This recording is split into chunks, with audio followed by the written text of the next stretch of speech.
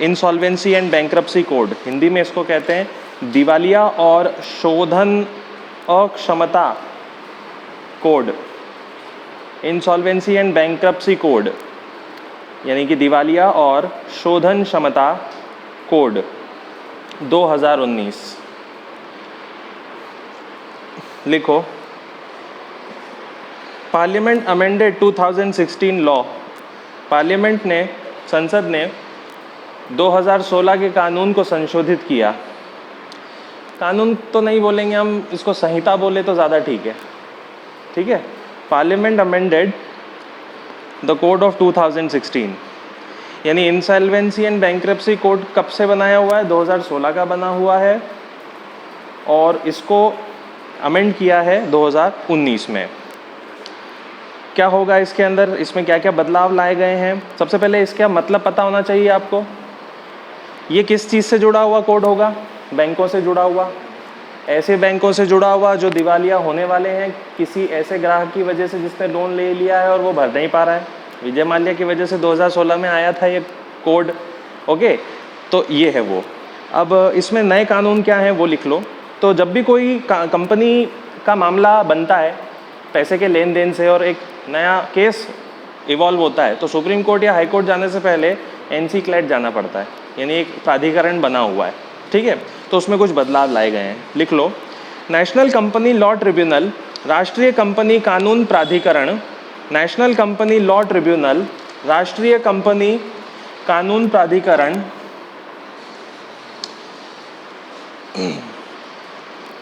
if does not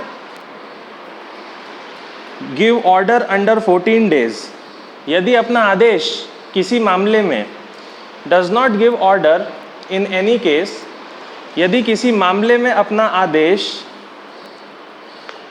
within 14 days 14 दिनों में नहीं देगा, within 14 days 14 दिनों में नहीं देगा, it will record its reason in writing, तो उसे कारण लिखित में देना होगा। It will record its reason in writing, तो उसे कारण लिखित में देना होगा। The time limit for resolution will be, किसी मामले के निपटान के लिए समय रहेगा। The time limit for resolution will be, किसी मामले के निपटान का समय रहेगा 330 डेज, 330 दिन। कंपनी के मामलों में निपटान करना हो तो 330 दिनों के अंदर करना होगा और उसमें भी 14 दिनों से पहले पहले कुछ आदेश तो निकालना ही पड़ेगा NCLT को, ठीक है। Full stop. ये दो नई चीज़ें जोड़ दी हैं इस अमेंडमेंट ने। अगले पे लिखिए review of FDI policy, FDI नीति की समीक्षा। Review of FDI policy, FDI नीति की समीक्षा। FDI क्या होता है? विदेशों से पैसा आ रहा है भारत में निवेश के लिए, तो कैबिनेट ने समीक्षा करी और सोचा कि FDI में हम बहुत सारी चीज़ें आने देते हैं। FDI अलग अलग चीज़ों के लिए आता है, जैसे रक्षा के लिए आएगा FDI, और सरकार बोलती है कि भैया FDI दो तरीके से आ सकता है, एक गवर्नमेंट रूट से और एक ऑटोमेटिक रूट से। ऑटोमेटिक रूट वो रहेंगे जिनमें ज़्यादा खतरा नहीं होगा, हमारी जो डिटेल्स होती है, इन्फॉर्मेशन होती है उसको रिलीज़ करने के लिए। लेकिन गवर्नमेंट रूट वो रहेगा जहाँ थोड़ी सी सख्ती बरती जानी चाहिए इन्फॉर्मेशन को लेकर। तो क्या क्या रिव्यू किया है वो लिख लो। In digital media, digital media में 26% FDI परमिट, 26% FDI आ सकता है। 26% FDI परमिट, 26% FDI आ सकता है बाय गवर्नमेंट रूट, सरकारी रास्ते से। बाय गवर्नमेंट रूट, सरकारी रास्ते से। क्या मतलब? अगर किसी को न्यूज़ चैनल खोलना है किसी विदेशी को, तो वो पैसा कितना लगा सकता है उस चैनल में? सिर्फ 26% शेयर लगा सकता है बस। और वो लगाने के लिए पहले किससे अनुमति लेनी पड़ेगी? सरकार से। दूसरा लिखो कॉन्ट्रैक्ट मैन्युफैक्चरिंग, अनुबंध विनिर्माण। कॉन्ट्रैक्ट मैन्युफैक्चरिंग, अनुबंध विनिर्माण, इसमें लिख लो 100% ऑटोमेटिक, 100% ऑटोमेटिक यानी स्वचालित। यानी परमिशन लेने की ज़रूरत नहीं है, 100% पैसा आ सकता है सीधे। तीसरा लिखिए कोल माइनिंग, कोयला क्षेत्र या कोयला खनन। कोल माइनिंग को तो पूरा कर दिया है 100% ऑटोमेटिक, 100% ऑटोमेटिक। कोयले के खदान में काम करने वाली विदेशी कंपनी भारत आ सकती है और पूरा पैसा, पूरा शेयर लेकर आ सकती है और पूरा मुनाफा कमा सकती है। बदले में गवर्नमेंट को क्या मिलेगा? टैक्स। तो टैक्स के लिए कर रही है ये। और कोल में 100% देने का एक ही कारण है, हम खुद नहीं निकाल पा रहे, इसलिए विदेशी कंपनियों को हम बुला रहे हैं, इसलिए 100% किया। तो ये 3 चीज़ें बदली हैं। अगले पे आ जाइए, खनिज विदेश इंडिया लिमिटेड, पढ़ा था? खनिज विदेश, विदेश लिखना है, विदेश नहीं, बी, विदेश। खनिज विदेश भारत लिमिटेड, ब्रैकेट में इसको कहते हैं, इस कंपनी को काबिल, काबिल लिखो। It is a joint venture company of government companies. यह सरकारी कंपनियों का संयुक्त उपक्रम है। It is a joint venture company of government companies. यह सरकारी कंपनियों का संयुक्त उपक्रम है। यानी 3 कंपनी ने मिलके खनिज विदेश इंडिया लिमिटेड बनाया है। तीनों कंपनी का नाम लिखो। पहला नाल्को, नाल्को का क्या होगा full form? National aluminium company limited, राष्ट्रीय एल्यूमिनियम कंपनी लिमिटेड, ये पहली कंपनी है। शेयर लिख लेना उसके सामने, 40% अधिकार इस काबिल के अंदर इसका शेयर रहेगा 40%। दूसरी कंपनी लिखो HCL, Hindustan copper limited, Hindustan copper limited, share रहेगा 30%। और तीसरा लिखिए mineral exploration company limited, mineral exploration company limited. क्या काम रहेगा अब इन तीनों का, वो लिख लो। They will ensure supply of minerals, यह मिलके खनिजों की आपूर्ति करवाएंगी। They will ensure supply of minerals, ये मिलके खनिजों की आपूर्ति करवाएंगी इन इंडिया, भारत में, बाय वर्किंग इन फॉरेन, विदेशों में काम करके, by working in foreign countries, विदेशों में काम करके। मतलब काबिल विदेश, इंडिया विदेश में काम करेगा, विदेश से मिनरल्स निकालेगा और भारत लेकर आएगा। लिख लो। Most important will be lithium and cobalt, सबसे ज़रूरी होंगे लिथियम और कोबाल्ट। ठीक है, ये भी हो गया। अगले पे आते हैं। नेक्स्ट है PMGSY फेज 3। PMGSY का तीसरा चरण शुरू। PMGSY फेज 3, PMGSY का तीसरा चरण शुरू। PMGSY क्लियर है ना? ग्राम सड़क योजना। इट विल रन फ्रॉम 1920, यह 1920 से लेकर, यानी 2019-20 से लेकर, इट विल रन फ्रॉम 1920, 1920 से लेकर टिल 24-25, 24-25 तक चलेगा। अब ये जो तीसरा फेज है, इसका टारगेट क्या है? Its target is to connect ग्रामीण एग्रीकल्चर मार्केट। इसका लक्ष्य होगा ग्रामीण कृषि बाजारों को जोड़ना। टू कनेक्ट ग्रामीण एग्रीकल्चर मार्केट, ग्रामीण कृषि बाजारों को जोड़ना। स्कूल्स एंड हॉस्पिटल्स, स्कूल एवं हॉस्पिटल, अस्पतालों को।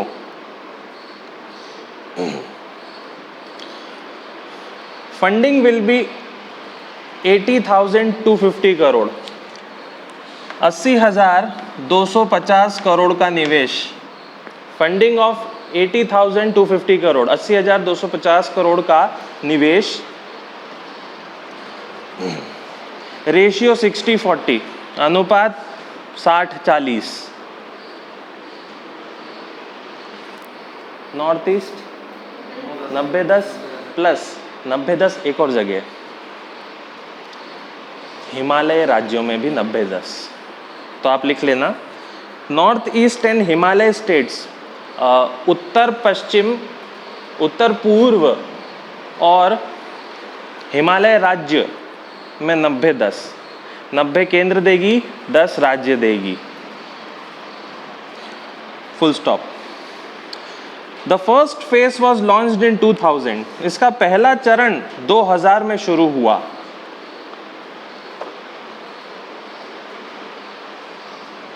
Full stop. अब PMGSY में एक बहुत इंपॉर्टेंट चीज चलती है, ग्राम सड़क योजना इतनी जरूरी क्यों है? गांव को जोड़ना है, मानते हैं, लेकिन आपको पता होगा कई क्षेत्रों में ये सड़कें भी नहीं बनी होती और उन क्षेत्रों में नक्सली ज़्यादा इफेक्टिव होते हैं, उनका असर ज़्यादा रहता है। तो हर गांव को जोड़ दो ताकि नक्सल प्रभाव थोड़ा सा कम हो जाए, आना जाना लोगों का बना रहेगा तो प्रभाव भी कम रहेगा। ओके, तो कुल मिला के PMGSY के अंदर एक योजना चलती है नक्सली एरिया के लिए, तो वो लिख लो आप। फॉर नक्सलाइट एरिया, नक्सल क्षेत्रों के लिए इन 2016 में RCPLWEA, कैपिटल में RCPLWEA वॉज लॉन्च्ड। RCPLWEA शुरू किया गया इन 44 डिस्ट्रिक्ट, 44 जिलों में। ब्रैकेट में लिखना 35 आर LWE एरिया, 35 जिले नक्सल प्रभावी हैं।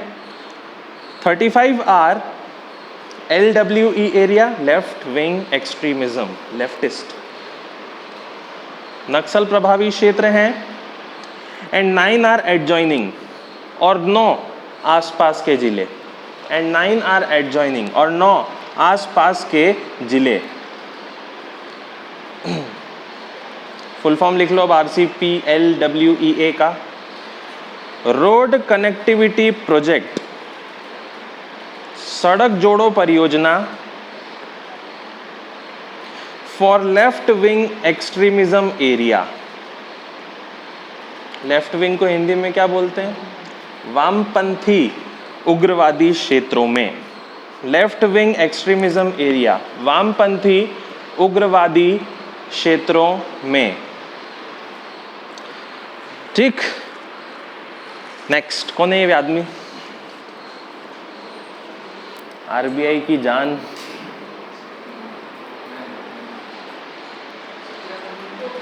Bimal Jalan panel. Bimal Jalan panel, RBI नाम आता है और कमिटी की नाम आती है तो सबसे पहले इनको बुलाते हैं और बैठा देते हैं कि चलो एक समिति बनाओ। तो विमल जालान पैनल बनाया है, लिखो RBI made this panel, RBI ने यह पैनल बनाया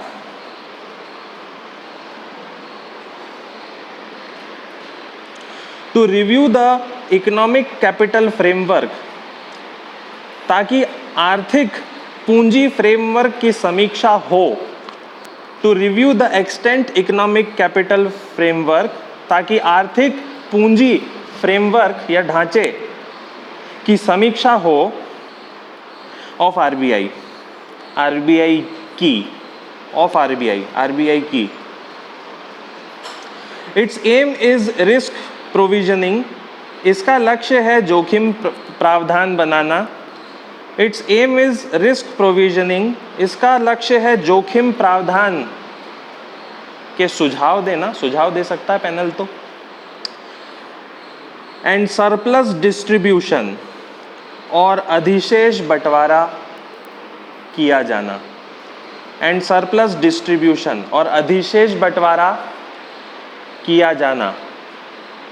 आपको याद हो तो थोड़े समय पहले RBI ने बोला था कि हमारे पास एक्स्ट्रा पैसे रखे हैं और हम वो सरकार को देंगे, 1.76 lakh crore.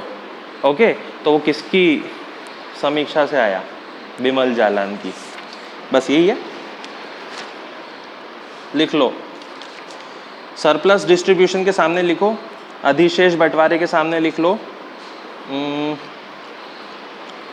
The extra capital of RBI, RBI की अधिशेष पूंजी, the extra capital of RBI, RBI की अधिशेष पूंजी will be distributed to government, सरकार को दी जाएगी। Will be distributed to government, सरकार को दी जाएगी। नेक्स्ट, अगली हेडिंग डालिए। 3 लोग हैं, केंद्रीय वित्त मंत्री, राजस्व सचिव सेक्रेटरी ऑफ फाइनेंस और राज्य मंत्री वित्त में। अगर ये तीनों साथ में बैठे हैं तो कौन सी काउंसिल है ये?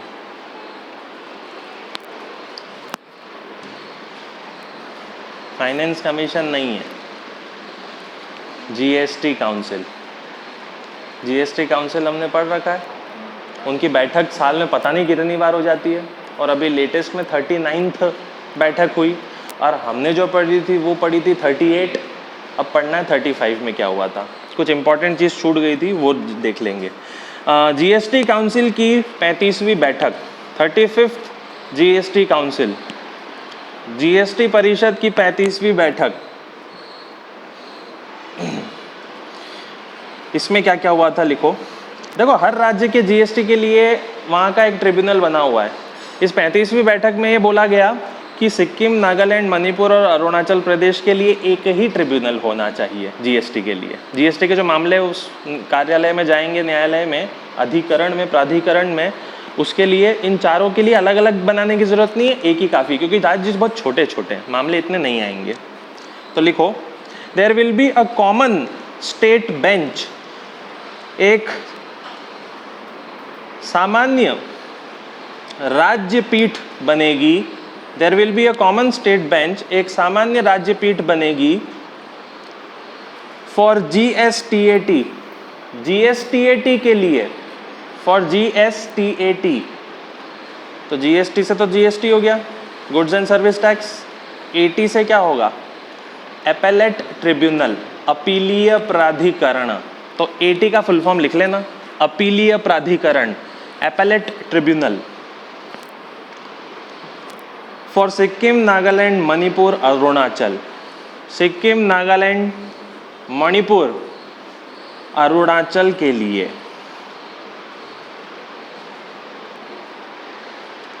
Full stop. The tenure for national anti profiteering authority, मुनाफाखोरी रोधी प्राधिकरण का समय, the tenure for national anti profiteering authority, मुनाफा रोधी या मुनाफाखोरी रोधी प्राधिकरण का समय एक्सटेंडेड बाय 2 ईयर, 2 वर्ष बढ़ाया गया। मुनाफाखोरी रोधी प्राधिकरण का समय 2 वर्ष बढ़ाया गया।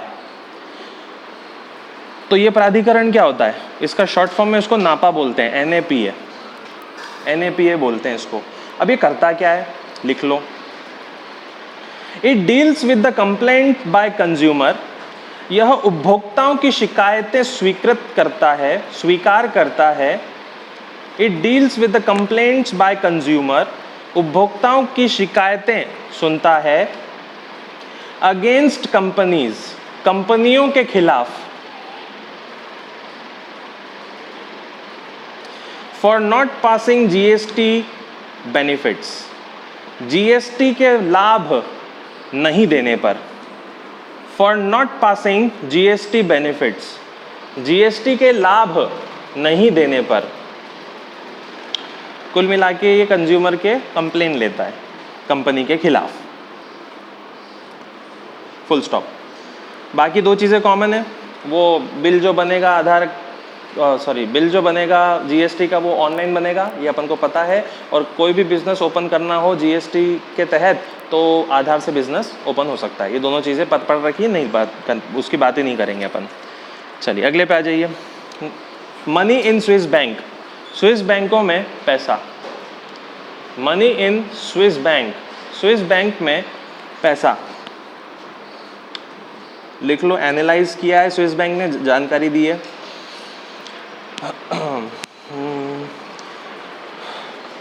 Total money of foreign clients, विदेशी ग्राहकों की कुल पूंजी total money of foreign clients, विदेशी ग्राहकों की कुल पूंजी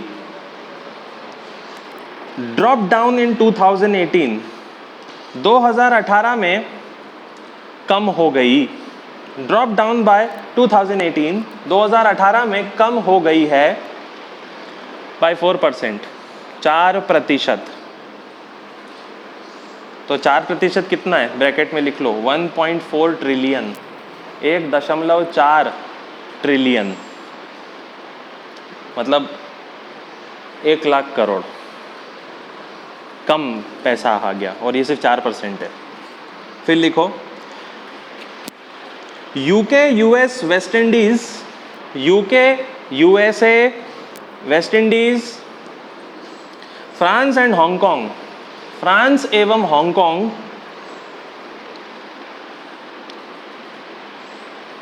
has total 50% in Swiss bank में ने स्विस बैंकों का 50% जमा कर रखा है। मतलब स्विस बैंकों में जितना भी पैसा है दुनिया का, उसका आधा हिस्सा कहाँ से आ जाता है, इन 5 देशों से आता है। इंडिया रैंक 74th, भारत का स्थान 74 है।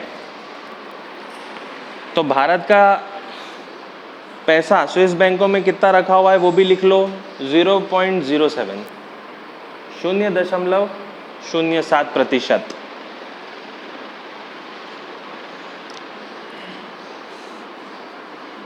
ठीक है, भारत सबसे पीछे, ब्रिक्स की देशों में भी पीछे है, सबसे पीछे। चाइना का ज़्यादा होगा पैसा, साउथ अफ्रीका का भी ज़्यादा है, रशिया का ज़्यादा है, इंडिया पीछे। ब्राज़ील के पास ने भी बहुत ज़्यादा पैसा लगा रखा है। अगली हेडिंग डाल लीजिए। नहीं, ज़रूरी पढ़ना है। 100% नहीं होता, 100% नहीं होता। बहुत से लोग सिर्फ अपने पैसे को एक एज एन इन्वेस्टमेंट के रूप में भी सेव करके रखते हैं। हाँ, इंडिया से ज़्यादा रहता है, इंडिया का सारा रहता है।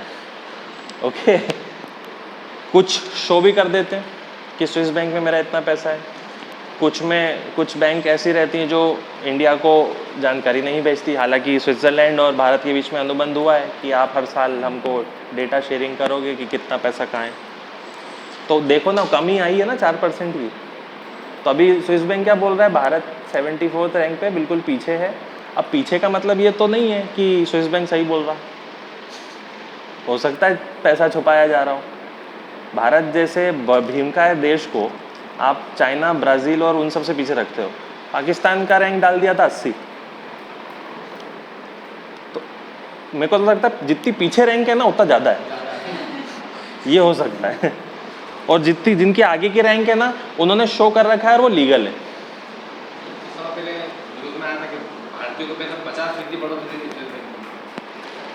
अब वो नोटबंदी के बाद तो देखो सब खराब ही होनी थी स्थिति।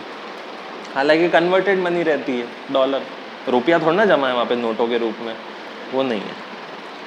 मैं रैंक बता देता हूँ ना आपको। पाकिस्तान 82, बांग्लादेश 89, नेपाल 109, श्रीलंका 141, म्यांमार 187 और आखिरी में है भूटान 193। भूटान को क्या जरूरत स्विस बैंक जाने की, उनके खुद के बैंक खाली, इसलिए। अगली हेडिंग डालो, टर्नओवर रेशियो। टर्नओवर रेशियो, तो किसका टर्नओवर रेशियो, ब्रैकेट में लिखना स्टॉक मार्केट का, फॉर स्टॉक मार्केट। अब लिखो, अकॉर्डिंग टू वर्ल्ड बैंक, विश्व बैंक अनुसार the turnover ratio of Indian stock market, भारतीय स्टॉक मार्केट का टर्नओवर दर, the turnover ratio of Indian stock market, भारतीय स्टॉक मार्केट का टर्नओवर दर, टर्नओवर का मतलब शेयर खरीदना बिकना, वो कितना हो रहा है, टर्नओवर कितना हो रहा है कंपनियों का, हैज़ फॉलन 60% इन 10 ईयर्स, पिछले 10 वर्षों में 60% गिरा है। Has fallen bye 60% in 10 years, पिछले 10 वर्षों में 60% गिरा है। अब आप पता मतलब भी लिख ही लेते हैं, टर्नओवर रेशियो क्या होता है, लिखो। It is a parameter of trading volume. यह व्यापार वॉल्यूम को नापने का तरीका होता है। It is a parameter of trading volume. यह व्यापार वॉल्यूम को नापने का माध्यम होता है। इट मीन्स, इसका अर्थ है total value of shares traded in a specific time. किसी निश्चित समय में कितने शेयरों का व्यापार हुआ है। Total number of shares traded at a specific time. किसी निश्चित समय में कितने शेयरों का व्यापार हुआ है। इट इज डिवाइडेड बाय, इसका विभाजन किया जाता है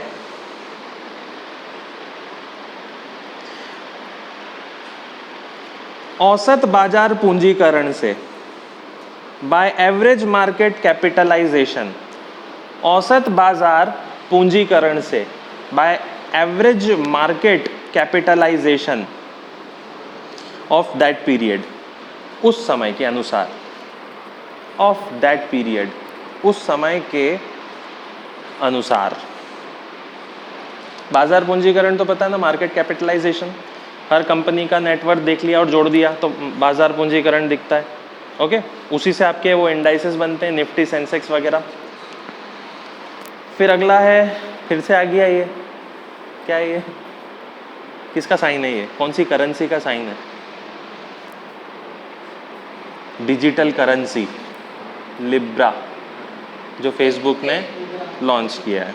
लिखो, ये तो हमने लिख रखा है, फेसबुक लॉन्च लिब्रा, कई बार लिख लिया हमने। आप बस ये लिख लो, इसके वॉलेट को क्या बोलते हैं? कैलिब्रा। जो पर्स रहेगा, मतलब अकाउंट रहेगा, उसको कैलिब्रा बोलेंगे, और उसमें जो क्रिप्टो करेंसी रहेगी वो बिटकॉइन नहीं, लिब्रा रहेगी। फेसबुक ने लॉन्च किया है।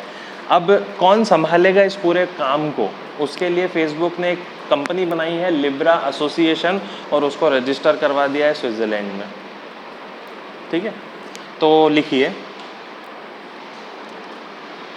Crypto currency, crypto currency. Facebook launch Libra. Facebook ने लिब्रा मुद्रा शुरू करी।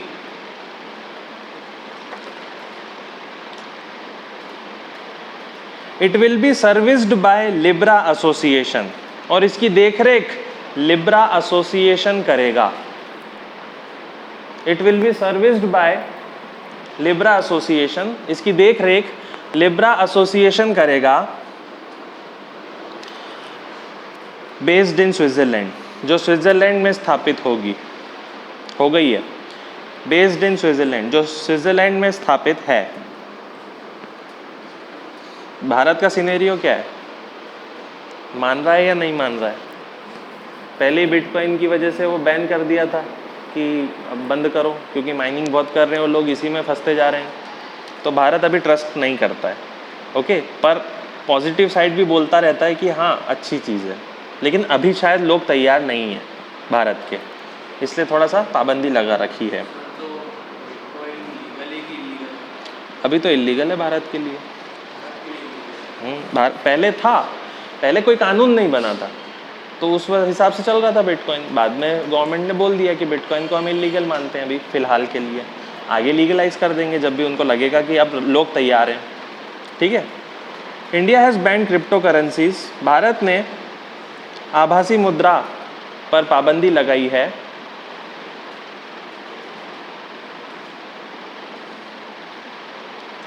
But keeps an open mind, किंतु खुली सोच भी रखते हैं। But keeps an open mind, किंतु खुली सोच भी रखते हैं। अब भारत ने क्रिप्टो करेंसी पर पाबंदी कब लगाई? 2019 में लगाई, और लगाई तो किसके कहने पर लगाई वो पता होना चाहिए। भारत सरकार ने एक समिति बनाई, मंत्रिमंडलीय समिति, ओके, उसका नाम लिख लो। The ban was recommended by, इस बैन को बताया गया बाय इंटर मिनिस्ट्रियल कमिटी, आभासी मुद्रा पर अंतर मंत्रालयी समिति द्वारा। इंटर मिनिस्ट्रियल कमिटी आभासी मुद्रा पर ऑन वर्चुअल करेंसीज, अंतर मंत्रालयी समिति के द्वारा।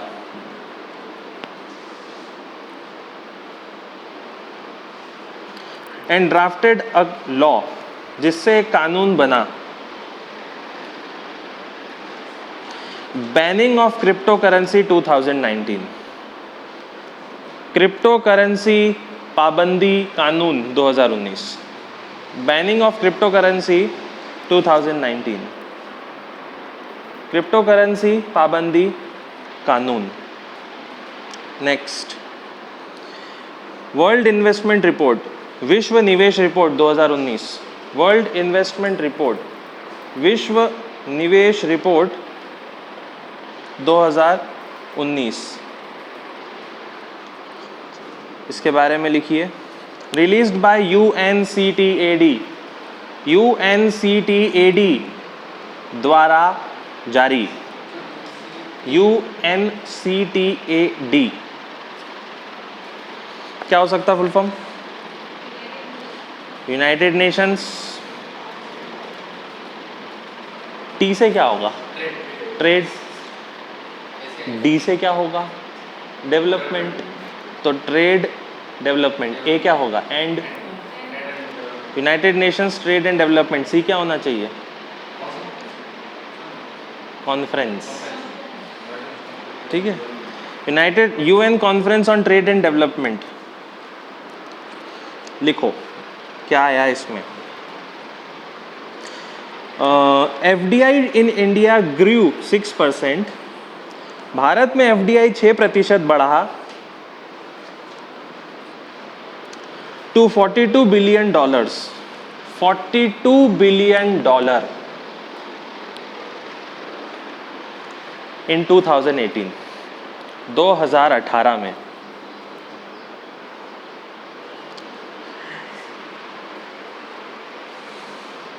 फुल स्टॉप, बस इतना ही लिखना था। यूएनसीटीएडी के बारे में लिख लो।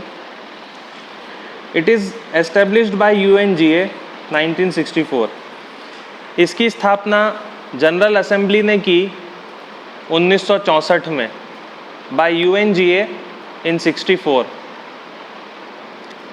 संयुक्त राष्ट्र सामान्य सभा या आम सभा ने की 64 में।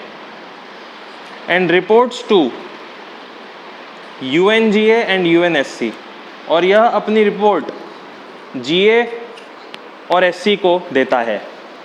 यूएनजीए एंड यूएनएससी यानी सुरक्षा परिषद और आम सभा दोनों को देता है अपनी report.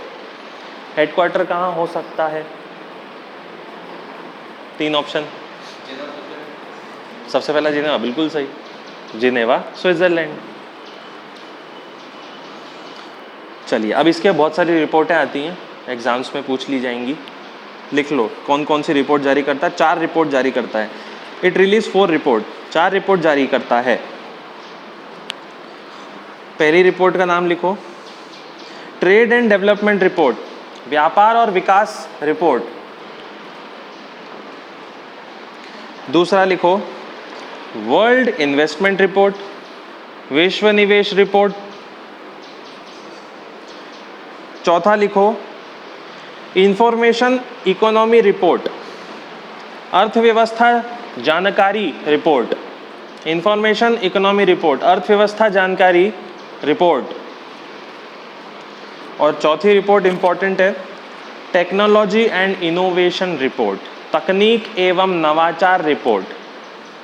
Technology and innovation report, तकनीक एवं नवाचार रिपोर्ट।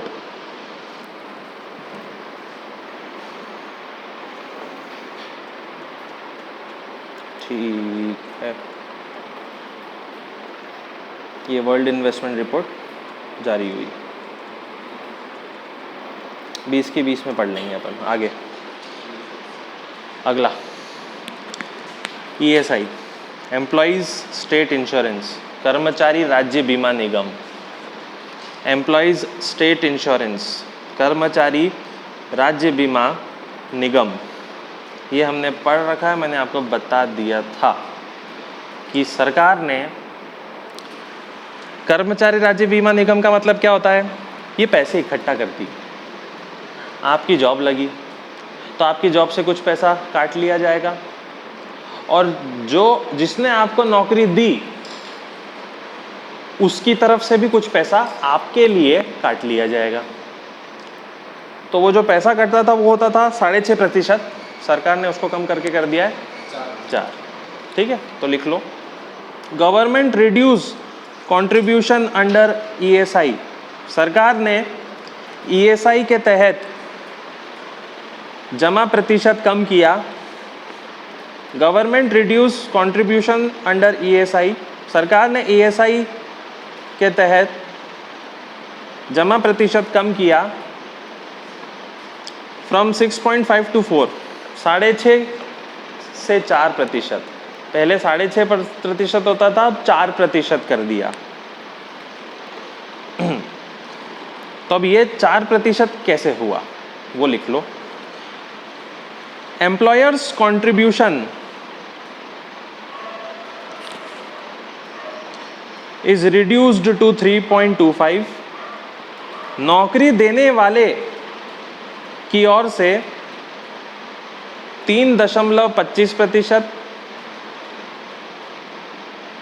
मतलब उसने नौकरी पे रखा और वो आपको 100 रुपये दे रहा है, तो ESI के अकाउंट में वो 100 रुपये में से 100 तो देगा ही देगा, प्लस उस 100 रुपये में से लगभग कितना काट लेगा, 3.25, और कहाँ जमा करवाएगा, यहाँ। आपको कितना मिला, अब 3.25 माइनस कर दो 100 रुपये में से, पर आपको भी उस पैसे के मिलने के बाद अपनी तरफ से भी पैसा जमा करना पड़ेगा। तो वो कितना होगा, 4% में से 3.25 काटो 0.75, यही होगा। एम्प्लॉइज कंट्रीब्यूशन, कर्मचारी की ओर से 0.75% हो गया, 4 0.75%। तो पहले कितना होता होगा, जब 6% होता होगा तब था नौकरी देने वाले की तरफ से 4.75, अब हो गया 3.75, और जो नौकरी कर रहा था उसका 1.75, अब हो गया 0.75। ठीक है, लिखो कर्मचारी राज्य बीमा अधिनियम, एम्प्लॉय स्टेट इंश्योरेंस एक्ट, कर्मचारी राज्य बीमा अधिनियम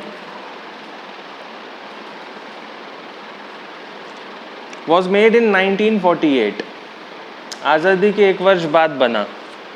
was made in 1948, आज़ादी के अगले वर्ष बना। It provides medical cash benefits, यह स्वास्थ्य या कैश लाभ देता है, फुल स्टॉप। तो नौकरी देने वाले को और जो नौकरी कर रहा है उन दोनों को मिलके ये पैसा ऑटोमेटिकली कट जाता है डायरेक्ट। हाँ हाँ देंगे ना, क्यों नहीं देंगे। लॉकडाउन में इन सबको थोड़ा सा रिलैक्स किया है। इसका क्यों कम करने का कारण पूछ लिया जाए कभी, क्यों किया कम, क्या फ़ायदा हो जाएगा कम करने से। फ़ायदा ये हो जाएगा कि ये पैसा अगर इस्तेमाल नहीं हुआ तो आपको रिटायरमेंट पे मिलना ही है भविष्य में, मतलब आपके रिटायरमेंट के पैसों में ये जुड़ जाएगा, मिल जाएगा। तो अब वो तो 6% जुड़ता था, अब तो सिर्फ 4% ही जुड़ेगा। फ़ायदा ये होगा कि आपके जो खर्चे हैं वो बढ़ जाएंगे, बढ़ेंगे नहीं, आपको आपके पास ज़्यादा पैसा रहा करेगा हर महीने। हाँ 2% ज़्यादा रहेगा, क्या फ़र्क पड़ता। अगली heading,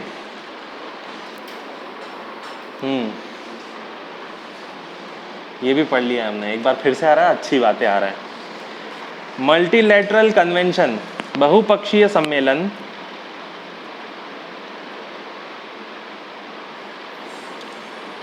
to prevent base erosion and profit shifting.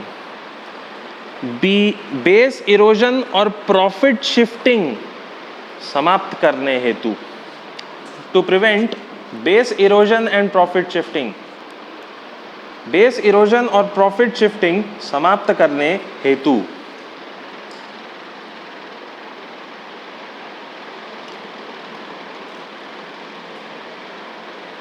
It is an outcome of OECD and G20 nations. यह OECD और G20 देशों का नतीजा है। It is an outcome of OECD and G20 nations. OECD और दुनिया के सबसे रईस देश, G20 दुनिया के 20 सबसे ताकतवर देश का नतीजा है। Full stop. पुराने लेक्चर में मैंने पूरा पढ़ा रखा है, बहुत लंबी कहानी है, शॉर्ट में समझा देता हूँ। Base erosion and profit shifting, इसी के अंदर इसका अर्थ छुपा हुआ है पूरा का पूरा। कई रईस देशों में, गरीब देशों में लोग अब पैसा कमाते हैं और फिर देश से बाहर निकाल के कहीं और लगा देते हैं, जिससे देश की अर्थव्यवस्था कमज़ोर हो जाती है। क्या करते हैं वो? प्रॉफिट शिफ्टिंग करते हैं। तो ऐसा ना हो उस देश में, इसलिए OECD और G20 देशों ने ये पहल शुरू की, जिसको बोला गया मल्टीलैटरल कन्वेंशन, सम्मेलन होता है और योजनाएं बनाई जाती है कि हर सरकार, हर देश की सरकार अपने अपने देश में योजना बनाए कि किस तरीके से आपका कमाया हुआ खुद का पैसा बाहर ना चले जाए और आपकी अर्थव्यवस्था कमज़ोर ना हो जाए। तो इसको BEPS, base erosion and profit shifting बोलते हैं। और आपको बता दूं, ये सिद्धांत उससे जुड़ रहा है, टैक्स हेवन देश। ओके, क्योंकि शिफ्टिंग होगी प्रॉफिट की, कहाँ होगी? टैक्स बचाने के लिए होगी। आप अपने प्रॉफिट को कहीं और शिफ्ट कर रहे हो, क्यों? क्योंकि आप अगर यहाँ प्रॉफिट कमाते और शो करते तो आपको बड़ा बकायदा 30% टैक्स देना पड़ता टैक्स स्लैब के अनुसार। आप शिफ्ट ही कर दोगे प्रॉफिट, ये बता दोगे कि प्रॉफिट हमें नहीं हुआ है, वहाँ हुआ है, और वहाँ पर आप अपना खुद का प्लांट डाल चुके हो, अपनी कंपनी का रजिस्ट्रेशन करवा चुके हो, तो उतना टैक्स नहीं देना पड़ेगा। तो ये चोरी होती है एक तरीके से टैक्स की, वो उससे बचना है, तो इसको BEPS बोलते हैं। ये शुरुआत के 10 लेक्चर जो हुए थे ना, उसके बीच में ही कहीं मैंने पढ़ा दिया था आपको अच्छे से। अगला, अब क्या है इसमें, ये नहीं है, अगला लिखो, ये भी पढ़ रखा है, प्रूडेंशियल फ्रेमवर्क, विवेकपूर्ण ढांचा। प्रूडेंशियल फ्रेमवर्क, विवेकपूर्ण ढांचा for resolution of stressed assets, दबाव में आ रही आस्तियों के निपटान के लिए। For resolution of stressed assets, दबाव में आ रही आस्तियों के निपटान के लिए। कुछ कुछ तो समझ में आ रहा होगा कहाँ की बात हो रही है, बैंकों की ही बात हो रही है। दबाव में आ रही आस्तियाँ यानी ऐसी प्रॉपर्टी जो NPA बनने की कगार पर है ना। ये भी हमने पढ़ रखा है, वो याद आ जाएगा आपको कि कब पढ़ा था। लिखो, this framework is issued by RBI। यह ढांचा RBI ने बनाया फॉर हेल्पिंग बैंक्स, बैंकों की मदद के लिए।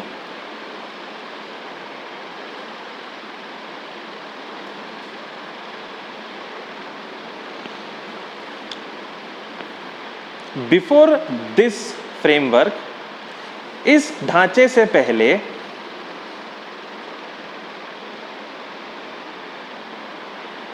If anyone is one day defaulter, यदि कोई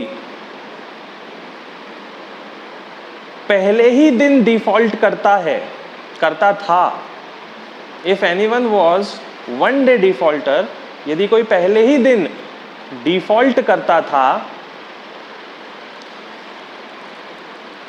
it's property was called stressed asset, तो उसकी संपत्ति को दबाव संपत्ति कहते थे।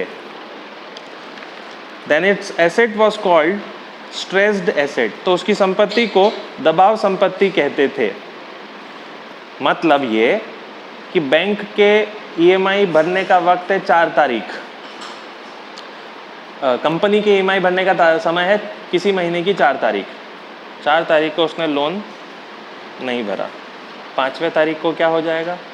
स्ट्रेस्ड एसेट में आ जाएगा। तो आरबीआई ने बोला इतनी जल्दबाजी किस बात की, आप मतलब पहले ही दिन कंपनी को टेंशन दोगे, 30 दिन का समय दिया जाए। Now it is 30 days. अब खराब ऋणों का समय 30 दिन का होगा। Now it will B 30 days for bad loans. अब खराब ऋणों का समय 30 दिन होगा। 30 दिन के बाद क्या मान लेंगे? स्ट्रेस्ड एसेट मान लेंगे। Full stop. It will be classified in SMA0, SMA1, SMA2।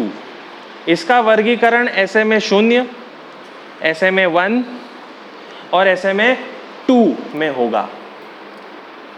यानी कंपनी को यह दर्जा दिया जाएगा जब वो लोन नहीं दे पाएंगी तो SMA0 कब होगा? 30 दिन। 0 से 30 दिन में SMA बोलेंगे, फिर 30 से 60, 60 से 90। याद आ गया? ये पढ़ा था हमने। SMA का फुल फॉर्म नहीं लिखा था उस वक्त हमने, अब अपन लिख लेंगे। लिखो special mention accounts. Special mention accounts. Dates लिख लेना। SMA0 के नीचे लिखना 0 से 30 दिन, SMA1 के नीचे 30 से 60 दिन, SMA2 के नीचे 60 से 90 दिन। एक एक महीना आगे बढ़ा देना। क्लियर?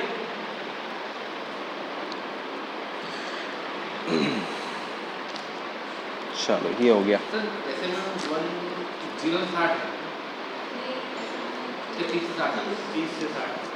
30 से 60 SMA1। स्पेशल मेंशन अकाउंट मतलब इन अकाउंट पे ध्यान देना शुरू करो, वो है कैटेगरी। तो पहले दिन से ही ध्यान देना शुरू करो, लेकिन स्ट्रेस्ड एसेट मत बोलो। उसके लिए कितना समय दो? 30 दिन का। मतलब उसको SMA0 बोलो। चलो अब आ जाते हैं नेक्स्ट पे। इंटरनेशनल इवेंट्स में हमने किम्बरले, भारत बांग्लादेश हो गया था, लास्ट वही हुआ था, भारत बांग्लादेश।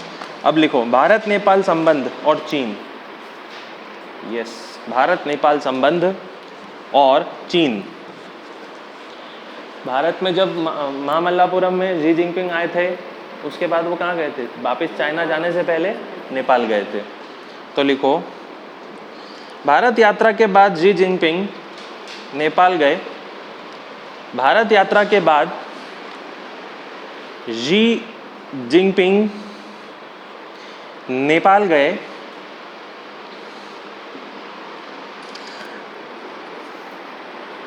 यह 23 वर्षों में पहली यात्रा थी। यह 23 वर्षों में पहली नेपाल यात्रा थी। तो 23 वर्ष पहले मतलब डेट कहाँ ले जाओगे आप? तो लिखो 1996 में जियांग जेमिन गए थे।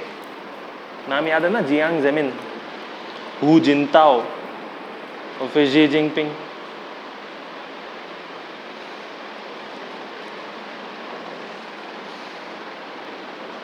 वो शुरू करो ना वहाँ से आप। चाइना की आज़ादी 49 में अक्टूबर। हाँ, तो माओ आ गया था। माओ के बाद कौन आया था? जिन्होंने पूरा बदल के रख दिया 79 में चीन को, औद्योगिकरण। अच्छा सा नाम है उनका। 5 हैं कुल मिला के नाम। माओ है सबसे पहले, अभी जो चल रहे जी जिनपिंग। जी जिनपिंग से पहले कौन थे? हु जिनताओ। हु जिनताओ से पहले कौन थे? ये जियांग जेमिन। एक ही तो नाम बचा अब, डेंग जाओपिंग। ठीक है, लिखो चीन $500 मिलियन का निवेश करेगा। सब नेपाल के बारे में ही लिख रहे हो आप। $500 मिलियन, 500 बिलियन मत लिख देना, नहीं तो पूरा नेपाल ही खरीद लेगा वो। $मिलियन का निवेश करेगा। और बताओ और क्या कर सकता है? क्या इंटरेस्ट रहेगा चीन का नेपाल से? वो सड़क, वन बेल्ट वन रोड पर हस्ताक्षर किए। वन बेल्ट वन रोड पहल पर हस्ताक्षर। तो ये तो धोखा हो ही गया था एक तरीके से। कि यहाँ से तुम गिफ्ट में धोती कुर्ता ले गए और नेपाल पहुँचते से ही तुमने MOU पे साइन कर दिया वन बेल्ट वन रोड पे। उसके बाद से तनाव बढ़ गया। उसके बाद नेपाल को क्या लग रहा, पैसा भी मिल रहा, सड़क भी बनेगी, सब अच्छा हो जाएगा, तो हमारी कनेक्टिविटी तिब्बत की तरफ ज़्यादा हो जाएगी। अभी सिर्फ इंडिया के हिसाब से चलना पड़ता है हर चीज़ में। फिर वो काला पानी वाला इशू निकाला। ठीक है, ये मामले ऐसे जोड़ोगे ना आंसर में, मज़ा आएगा ऐसे करते करते। फिर लिखो trans Himalaya multi dimensional, English में लिखना, trans Himalaya multi dimensional connectivity network का विकास, कनेक्टिविटी नेटवर्क का विकास होगा। ये सब नाम चीन ने बनाए।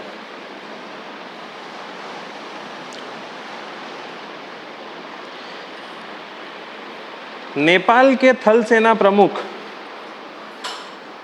पूर्णचंद्र थापा, नेपाल के थल सेना प्रमुख पूर्णचंद्र थापा, अर्धचंद्र भी नहीं, पूर्णचंद्र थापा है, ने रक्षा सहयोग आश्वासन दिया।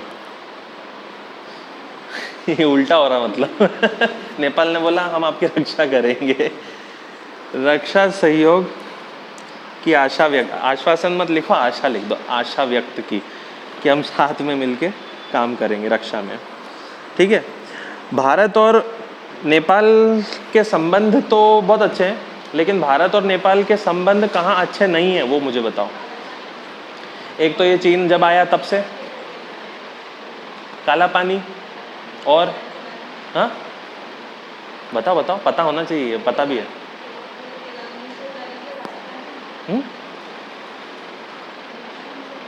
क्या प्रॉब्लम हो सकती है? रुपया चलता है यहाँ का वहाँ, अब क्या प्रॉब्लम हो रही है? ऐसी प्रॉब्लम की शुरुआत 2015 में हुई थी। आपको एक चीज़ पता होना चाहिए, ये जो हिमालय की श्रेणी है जिसमें शिवालिक आते हैं बिल्कुल नीचे नीचे, उस एरिया में कुछ लोग रहते हैं जिनको मधेसी कहते हैं, उनका इशू हुआ था, पढ़ रखा था हमने। तो लिखो 2015 में मधेसी संकट के कारण, अरे वो भारत से भागे भागे जा रहे थे ना, नेपाल में घुस रहे थे मधेसी, यूपी में रहते हैं जो, यूपी और नेपाल के बीच में, तो मधेसी संकट बोला जाता है 2015 का। उसकी वजह से क्या हुआ था, भारत और नेपाल के बीच में सड़क में नाकाबंदी हो गई थी, बस वहीं से सिचुएशन खराब है भारत और नेपाल की। तो लिखना मधेसी संकट के कारण सीमा पर नाकेबंदी हुई थी, सीमा पर नाकाबंदी हुई थी, और वो सिचुएशन ठीक नहीं हुई तो दूसरे लिख लो, काला पानी का मामला जारी है। वो तो पता है ना, काला पानी कौन से राज्य में आ रहा है भारत के? उत्तराखंड में आ रहा है, नेपाल बोलता है हमारा है, और वो नेपाल पता नहीं कौन सा, बहुत ही ज़्यादा पुराना अंग्रेज़ों का कानून याद करवाता है, 1880-90 का, ओके, उसकी के बीच था, एग्जैक्टली नहीं मालूम, हो सकता है, बिल्कुल हो सकता है, हो सकता है। ठीक है, ये भी हो गया। अगली हेडिंग डालो, एक देश दो प्रणालियां।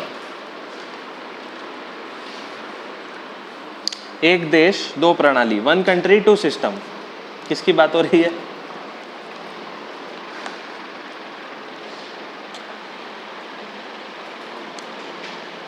पहले तो इसका बैकग्राउंड समझ लो कि क्या हुआ। अभी हमने बात करी, माओ के बाद आए थे डेंग जाओपिंग, और हमको बहुत पहले से पता है कि जब CPC आया था चीन में, तो चीन पूरा साम्यवादी बन गया। तो ROC जो चाइना था वो कहाँ भाग गए थे? ताइवान। उसके बाद में ताइवान अपने आप को हमेशा क्या बोलता है? अलग हूँ मैं। चीन बोलता है नहीं, साथ में है, ये हमारा ही हिस्सा है। ये चलता रहता है इनका। फिर वो किरीबाती और इन सोलोमन आइलैंड ने ताइवान को मान्यता रद्द कर दी कि हम देश नहीं मानते, वो हमने लिख लिया। ये वन नेशन टू कंट्री या वन कंट्री टू सिस्टम, एक देश दो व्यवस्था वाला जो सिद्धांत था वो डेंग जियाओपिंग लाया था कि हमारा देश तो एक ही है, यानी ताइवान भी चीन है और चीन भी चीन है, लेकिन व्यवस्थाएं दो हैं। तो एक देश दो व्यवस्था किसके लिए बनी थी? चीन के लिए और ताइवान के लिए बनी थी। ताइवान इस चीज़ को बिल्कुल डिनाई करता है और डिनाई करने के कारण ताइवान की तरफ ध्यान थोड़ा सा कम हुआ। उसी समय क्या होने वाला था, चीन के अंदर दो ऐसी जगह हैं जो एक अंग्रेज़ों के पास थी और एक पुर्तगालियों के पास थी, हांगकांग और मकाऊ। याद आया? दोनों पास पास में, ज़्यादा दूर नहीं है, चाइना के अंदर ये पास पास दो शहर हैं या राज्य बोल लो। अब बहुत समय पहले से पुर्तगाली तो मतलब 1500 से कब्जे कर रखे हुए थे मकाऊ पर, और अंग्रेज़ जो थे वो 1800 के आसपास से कब्जा किए थे।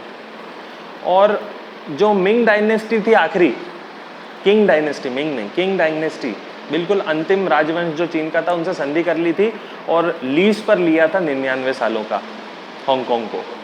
तो 1997 में वो फ्री हो गया।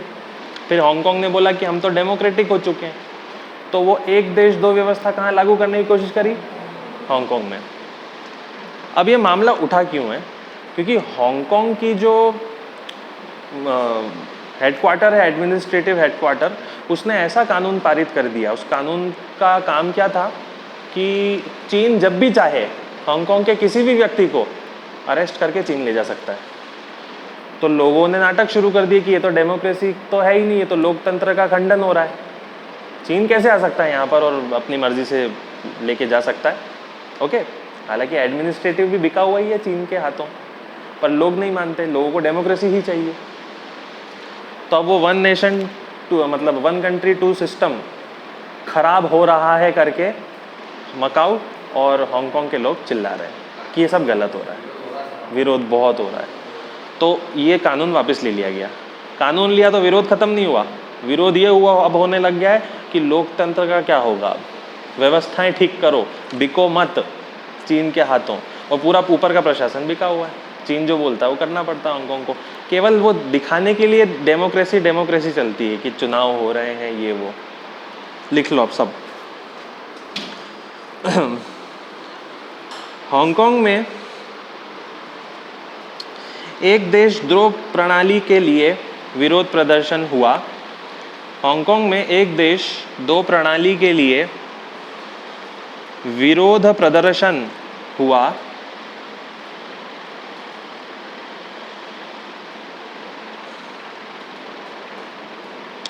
इस कानून का कार्य था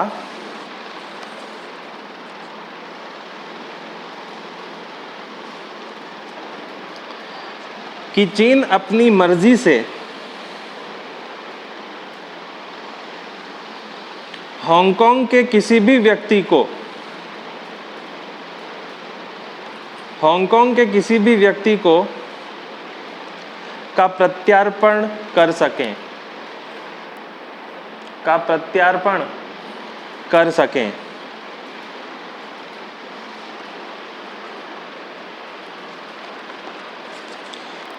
अब इतिहास लिख लो। यह प्रणाली डेंग जियाओपिंग द्वारा शुरू की गई थी। यह प्रणाली डेंग जियाओपिंग ने शुरू की थी चीन और ताइवान को एकजुट करने के लिए। चीन और ताइवान को एकजुट करने के लिए। Full stop. अब लिखिए हिस्ट्री, इतिहास।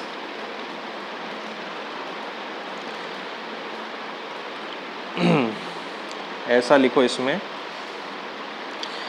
1842 के प्रथम अफीम युद्ध में, इसमें भारत भी आ जाता है, अफीम तो भारत से ही जाती थी। 1842 के प्रथम अफीम युद्ध के बाद अंग्रेजों ने हांगकांग पर अधिकार किया था। अंग्रेजों ने हांगकांग पर अधिकार किया था और किंग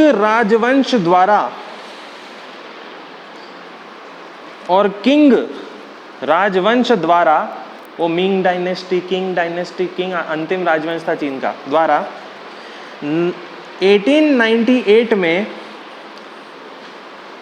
पेकिंग समझौता करवाया। 1898 में पेकिंग समझौता करवाया, जिससे हांगकांग 99 वर्ष की लीज पर मिला। जिससे हांगकांग 99 वर्ष की लीज पर मिला। Full stop. उसके बाद अगला लिखो, अगली लाइन में, मकाऊ 1557 से पुर्तगालियों के पास रहा। मकाऊ 1557 से पुर्तगालियों के पास रहा।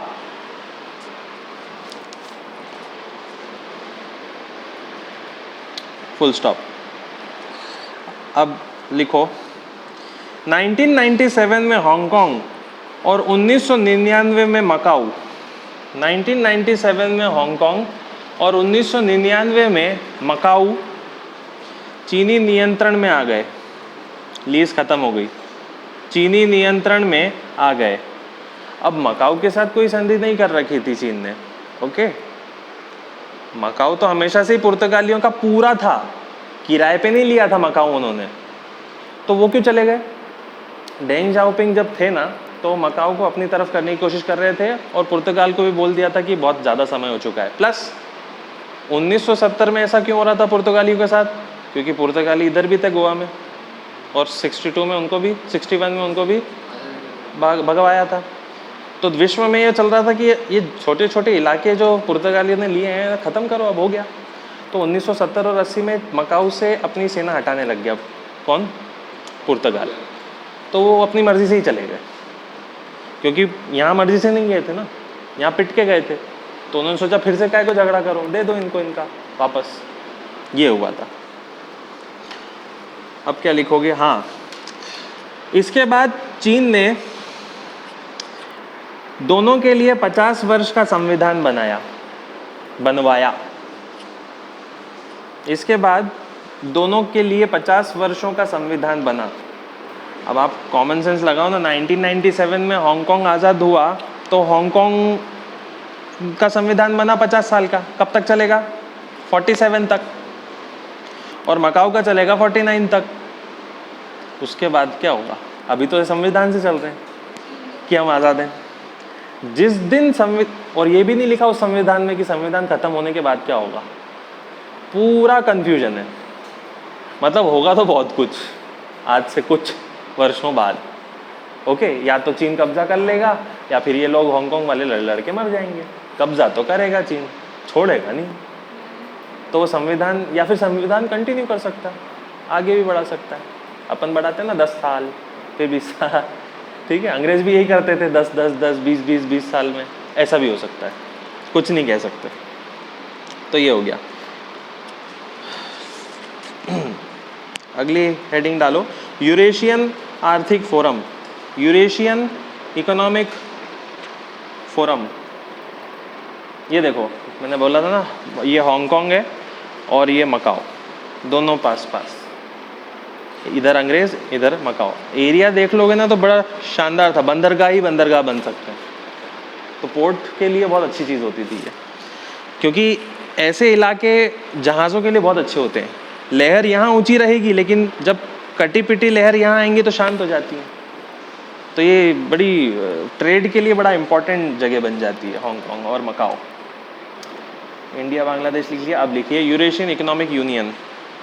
लिखो, शंघाई सहयोग संगठन द्वारा, SCO, शंघाई सहयोग संगठन द्वारा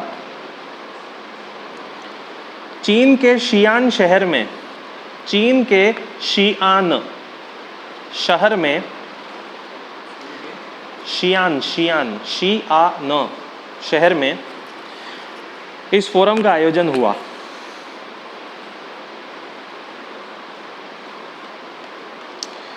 संचार प्रौद्योगिकी और विकास पर बल दिया गया। संचार प्रौद्योगिकी और विकास पर बल दिया गया। भारत ने हिस्सा नहीं लिया। अब भारत तो एससीओ का सदस्य है ना, कब से? भारत और पाकिस्तान 2017 से। क्यों नहीं गया भारत? क्योंकि चीन ने इस फोरम में क्या बात कर दी थी, लिखो। इस फोरम में बेल्ट एंड रोड इनिशिएटिव पर चर्चा की गई थी और भारत तो समर्थन करता ही नहीं है। बेल्ट एंड रोड इनिशिएटिव पर चर्चा की गई। क्या है बेल्ट एंड रोड इनिशिएटिव चीन का? यूरोप तक जाना, मिडिल ईस्ट तक जाना, भारत तक जाना, पाकिस्तान तक जाना, वो कश्मीर काटते हुए सड़क बनाकर, वो वन बेल्ट रोड इनिशिएटिव का हिस्सा है। तो भारत क्यों जाएगा? भारत जाएगा मतलब क्या हो जाएगा? समर्थन कर रहा है इस काम का। तो भारत कभी नहीं जा सकता इस काम के लिए, ठीक है। फिर अगली हेडिंग इसी के अंदर लिखो, यूरेशियन इकोनॉमिक यूनियन। यूरेशियाई इकोनॉमिक आर्थिक यूनियन। एससीओ ने जो करवाया वो क्या था? फोरम था। अब आप कॉमन सेंस देखो ना, यूरेशिया का मतलब क्या होता है? यूरेशिया का मतलब होता है ये ऊपर का हिस्सा, एशिया और यूरोप का, रशिया आ जाता है जिसमें। तो यहाँ पर जो मीटिंग करने की बात बोली थी उसमें इन्होंने बोला था कि हम सड़कें केवल भारत तक नहीं, कहाँ तक पहुँचाएंगे? रूस तक पहुँचा देंगे, मंगोलिया पार करके। तो एससीओ भी बैठा था और एससीओ ने इनवाइट किया था रूस और उसके संगठन को, जिसको बोला जाता है यूरेशियन इकोनॉमिक यूनियन। ओके, तो इसके बारे में लिख लेते हैं तो समझ में आएगा कि क्या चल रहा है। लिखो, यूरेशियन इकोनॉमिक यूनियन। यह मुख्यतः उत्तरी यूरेशिया के देश हैं। यह मुख्यतः उत्तरी यूरेशिया, आधा यूरोप आधा एशिया और उत्तर का, के देश हैं, जिसमें बेलारूस, आर्मेनिया, कजाकिस्तान, किर्गिस्तान और रूस है। 2014 में स्थापना हुई। 2014 में स्थापना हुई। तो एससीओ वालों ने इनको बुलाया और वन बेल्ट रोड इनिशिएटिव की आइडिया दिया। भारत नहीं गया, बस ये था। कोई कंफ्यूजन तो नहीं है ना इसमें? चलो आगे बढ़ते हैं। अब अगला लिखो, ये तो यूरेशियन इकोनॉमिक फोरम था। अब एक होगा ईस्टर्न इकोनॉमिक फोरम। लिखो, पूर्वी आर्थिक फोरम। ईस्टर्न इकोनॉमिक फोरम, पूर्वी आर्थिक फोरम। अब भारत का पूर्व तो सभी अपने दोस्त हैं, तो यहाँ पे भारत जरूर जाएगा। लिखो, पूर्वी इकोनॉमिक फोरम का मतलब क्या होता है, ये हमने पढ़ लिया है। मोदी ने रूस के व्लादिवोस्टोक में, पढ़ लिया, मोदी ने रूस के व्लादिवोस्टोक में 5वां पूर्वी आर्थिक फोरम में भाग लिया। के 5वीं पूर्वी आर्थिक फोरम में भाग लिया। यह फोरम 2015 में पुतिन द्वारा बनाया गया। यह फोरम 2015 में पुतिन द्वारा बनाया गया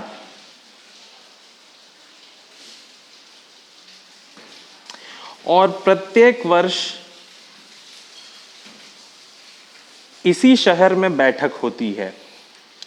और प्रत्येक वर्ष इसी शहर में, यानी व्लादिवोस्टोक शहर में बैठक होती है। इसका कार्य है पूर्वी रूस का विकास करना। इसका कार्य है पूर्वी रूस का विकास करना। व्लादिवोस्टोक मैंने आपको ये भी लिखवाया था कि प्रशांत महासागर के सबसे बड़े बंदरगाहों में से एक है व्यापारिक बंदरगाह में से। भारत $1 बिलियन का ऋण सहायता देगा। भारत $1 बिलियन की ऋण सहायता देगा। ठीक, अगले हेडिंग पढ़ लिया था कल हमने ये। भारत बाल्टिक देश संबंध। भारत और बाल्टिक देश, नाम बताओ बाल्टिक देशों के 3।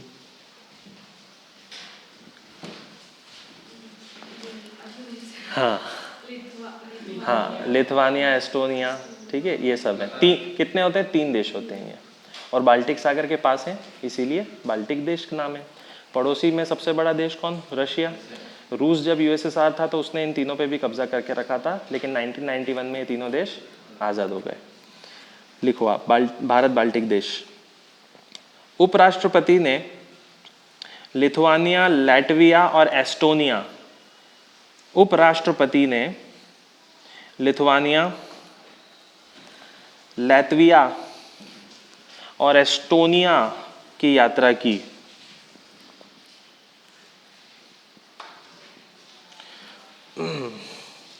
यह तीनों देश 1991 में, यह तीनों देश 1991 में यूएसएसआर से आज़ाद हुए।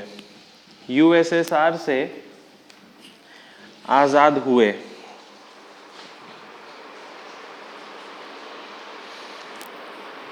मैं इसी के उससे चल। फिर एक आखिरी लाइन लिख लो। पुस्तक, राष्ट्रीय पुस्तकालय में महात्मा गांधी की मूर्ति का अनावरण किया। राष्ट्रीय पुस्तकालय में महात्मा गांधी की प्रतिमा का अनावरण किया। ये देख लो, फार ईस्ट जब बोला जाता है ना, ईस्टर्न इकोनॉमिक फोरम किसने बनाया है? पुतिन जी ने बनाया है, 2015 में बताया है, और इस क्षेत्र का विकास करने के लिए बनाया है। यहाँ पर अगर आप देखोगे तो व्लादिवोस्टोक इस तरफ आ जाएगा, यानी पास में कौन रहेगा? नॉर्थ कोरिया और चीन। बस ये है। फिर बाल्टिक देश याद आ गया होगा, ऊपर Finland, Russia, Belarus, Poland, Russia का छोटा टुकड़ा, तो लिथुआनिया, लैटविया और एस्टोनिया यहाँ पर है। इस तरफ पूरा बाल्टिक सागर बोलते हैं, इसीलिए इसको बाल्टिक देश बोला जाता है। अगली हेडिंग में लिखो भारत भूटान। भारत भूटान, बस 2 ही चीज हेडिंग बाकी हैं। भारत भूटान हमने पढ़ रखा है। कहाँ पर 720 मेगावाट की परियोजना शुरू कर रहा है भारत ने? भूटान के अंदर। भारत को भूटान से एक ही मतलब है, हाइड्रो पावर डेवलपमेंट, पन बिजली, और 10,000 मेगावाट करनी 2020 तक। तो अलग अलग प्रोजेक्ट हैं जो भारत ने भूटान में सहायता की है। अभी अभी पिछले साल मांगडेचू 720 मेगावाट, ये रहने देते, नहीं लिखेंगे, हमने लिख रखा है। ठीक है, अब आखिरी पे आ जाओ, बहुत ज़रूरी, फिर से रशिया की बात। IRSED, सबसे पहले लिखो IRSED। अब पूरा मतलब लिखिए। भारत रूस रणनीतिक आर्थिक संवाद, India Russia strategic economic dialogue. भारत रूस रणनीतिक आर्थिक संवाद, India Russia strategic economic dialogue. इसका दूसरा संस्करण नई दिल्ली में हुआ। इसका दूसरा संस्करण नई दिल्ली में हुआ।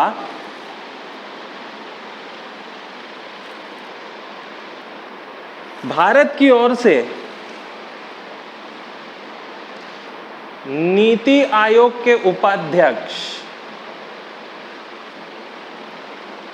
क्या नाम है? अध्यक्ष तो राजीव कुमार। भारत की ओर से नीति आयोग उपाध्यक्ष राजीव कुमार, रूस की ओर से आर्थिक विकास मंत्री नाम लिखने की जरूरत नहीं है। रूस की ओर से आर्थिक विकास मंत्री।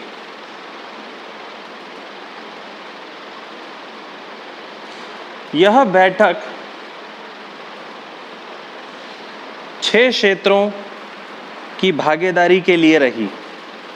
यह बैठक 6 क्षेत्रों की भागीदारी के लिए रही। 1 2 3 करके सारे क्षेत्र लिखिए। पहला ट्रांसपोर्ट, परिवहन। दूसरा कृषि, एग्रीकल्चर। तीसरा MSME, लघु एवं मध्यम व्यवसाय। चौथा डिजिटल ट्रांसफॉर्मेशन, डिजिटल रूपांतरण। पांचवा बैंक फाइनेंस इंडस्ट्री, बैंक वित्त एवं उद्योग। छठा पर्यटन, टूरिज्म, पर्यटन, टूरिज्म।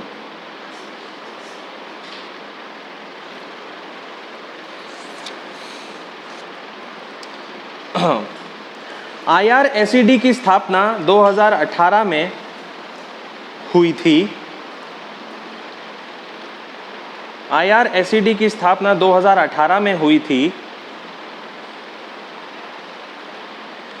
जब भारत रूस का 19वां वार्षिक सम्मेलन चला। जब भारत रूस का 19वां द्विपक्षीय सम्मेलन चला। भारत और रूस के बीच में बहुत सारे सम्मेलन होते हैं हर साल। 18 में 19वां सम्मेलन हुआ था। तो 19वें सम्मेलन से क्या बन गया? IRSED बन गया, जो ये बातें करता है कि बढ़ाएंगे। अब थोड़ा वापस पीछे वाले उस पे आओ, जहाँ पे आपने लिखा था ईस्टर्न इकोनॉमिक फोरम, यानी पूर्वी आर्थिक फोरम। पूर्वी आर्थिक फोरम में आपने क्या लिखा था? इसकी 5वीं बैठक हुई है। ओके, अब ये जो 5वीं बैठक हुई थी, इसी के साथ में 20वीं बैठक हुई थी भारत रूस की भी। हम अभी की बात कर रहे हैं 19 की। इस वाले पार्ट में हम पुरानी बात कर रहे हैं कि ये स्थापना कब हुई थी। बहुत क्लियर रखो कि अलग अलग बातें होती है। एक होता है बायलैटरल टॉक, 2 देशों के बीच वार्ता, द्विपक्षीय बोलते हैं उसको हिंदी में। तो इंडिया और रशिया के बीच में कितनी हो चुकी है अभी तक? 20 बार। ये 20वीं कब हुई है? 2019 में। और 19वीं कब हुई है? 2018 में। ठीक है। इस बैठक में, 19वीं बैठक में IRSED बना। ठीक है। और 20वीं बैठक में साथ में भी क्या चला? ईस्टर्न इकोनॉमिक फोरम भी चला। समझ गए? और वो फोरम कौन सा था? 5वां। ये बैठते इतने ज्यादा है भारत और रूस। 5वां हुआ है। चलो ये भी हो गया। तो आप एक और चीज ध्यान रखो,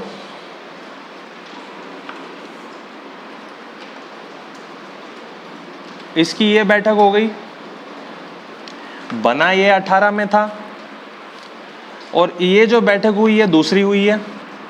IRSED की दूसरी बैठक हुई है। तो पहली कब होगी? 18 में होगी, क्योंकि बना ही 18 में था।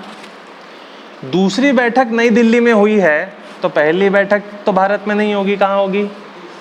रूस में। तो पहली बैठक जो थी वो सेंट पीटर्सबर्ग में थी। वो सेंट पीटर्सबर्ग नाम याद है ना? नाम बहुत बदले सेंट पीटर्सबर्ग के। स्टेलिनबर्ग, ठीक है। फिर वो उससे पहले कुछ और नाम था। स्टेलिन से पहले कौन था? लेनिनबर्ग। तो लेनिनबर्ग, स्टेलिनबर्ग, ओके। फिर वापस क्या कर दिया? पीटर्सबर्ग। ये बताया था मैंने, आपको पढ़ाया भी था। हाँ, सबसे पहले पीटर्सबर्ग ही था। तो ठीक है, अभी बहुत ज़्यादा बता दिया मैंने, इतना टेंशन नहीं लेना अपन को, रिपीट होगा तो फिर से देख लेंगे। चलो ये भी हो गया। अगस्त की शुरुआत हो गई है, मैंने नहीं करी क्योंकि मतलब मैं फर्स्ट ही देखूंगा। 20 पेज हो गए ना स्टार्टिंग के। क्या है पहला इसमें? 370 और 35A का निरसन कैसे हटा ये बताओ।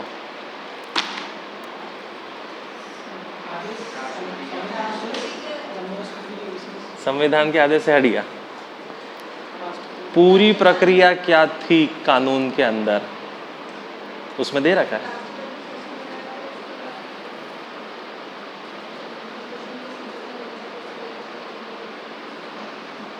खुद से थोड़ा ना बोलना है, मुझे समझाओ, खुद को नहीं समझाओ।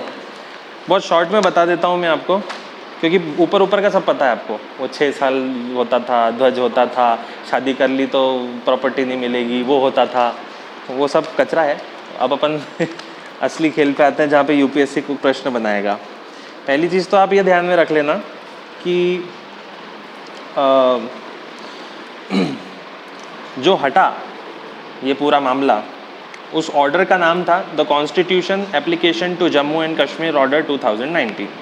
ठीक है, यानी कि संविधान जम्मू और कश्मीर में लागू आदेश।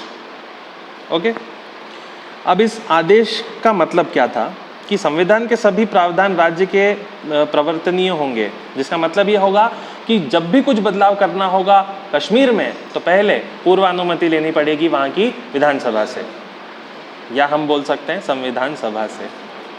ठीक है, अब हुआ ये कि कश्मीर जैसे ही अलग हुआ, उसका आधार मानते हुए ऑटोमेटिकली 35A भी चला गया। इसके ख़त्म होने की पूरी प्रोसेस समझ लो आप, बस वो छोटी सी चीज़ें समझाऊंगा मैं। 3-4 चीज़ें याद रखना। एक 370(1), उसके बाद में 367 और फिर 370(3), ये याद रखना है। इसी में खेल किया इन्होंने। ओके, क्या किया इन्होंने? सबसे पहले देखते हैं, एक लाइन पढ़ देता हूं मैं आपको। राष्ट्रपति ने संविधान के अनुच्छेद 370(1) के अंतर्गत ऑर्डर जारी किया। मतलब 370 में कुछ बदलाव करने हो तो ऑर्डर कौन जारी कर सकता है? राष्ट्रपति। और किस ताकत के हिसाब से कर सकता है? यानी 370 में राष्ट्रपति की ताकत कहाँ समाहित है? धारा 1 में। अब राष्ट्रपति केवल आदेश दे सकता है, वो आदेश फिर जम्मू कश्मीर की विधानसभा में जाएगा, फिर वो मानेंगे तो बदलेगा। मतलब सरकार अगर मानेगी जम्मू कश्मीर की तो वो आदेश लागू हो जाएगा। लेकिन उस वक्त नहीं, उस वक्त जम्मू कश्मीर में चल रहा था राष्ट्रपति शासन, और राष्ट्रपति शासन जब चलता है तो राज्यपाल को ही सरकार माना जाता है। तो राज्यपाल ने क्या बोला? Order accepted. वो पूरी विधानसभा बैठी रह गई। आया यहां तक समझ में? अब दूसरी चीज,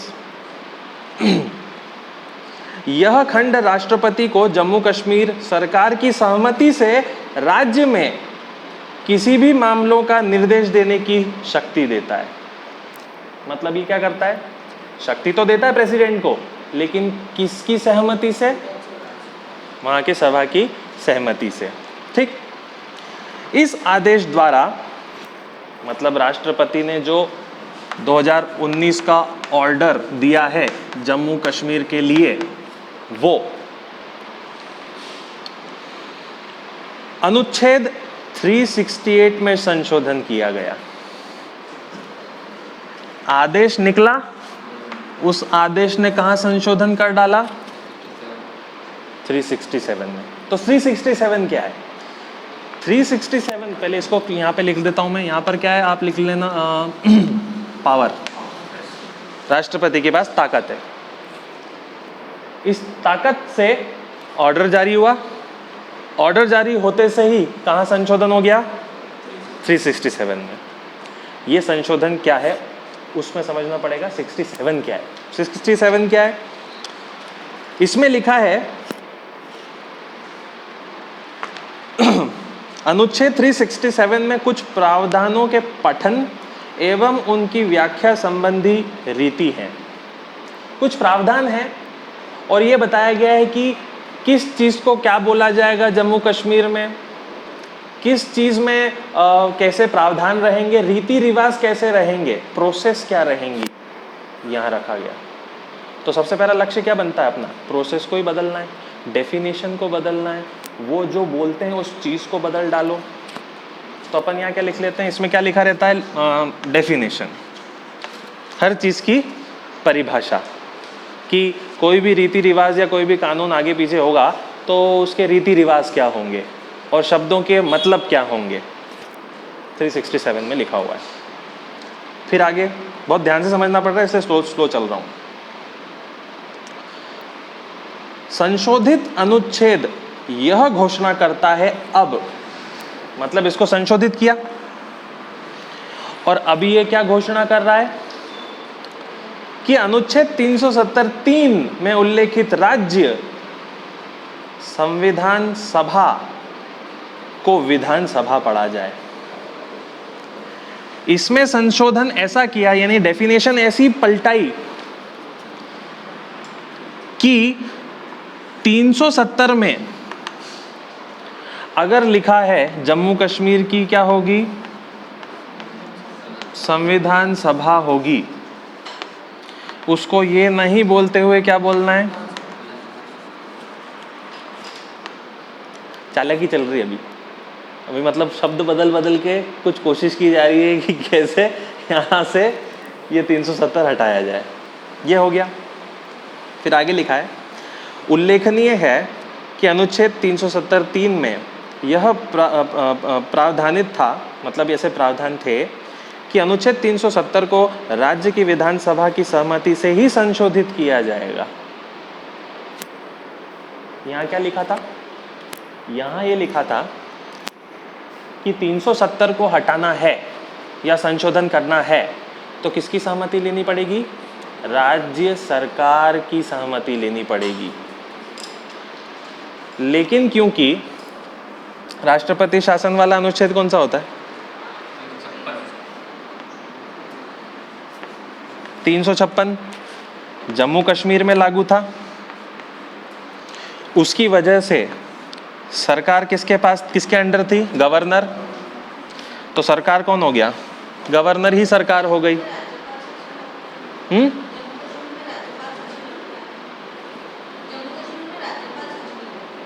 राज्यपाल का लगता है, तो सरकार तो वैसे भी नहीं थी और राज्यपाल का ही शासन लगता है।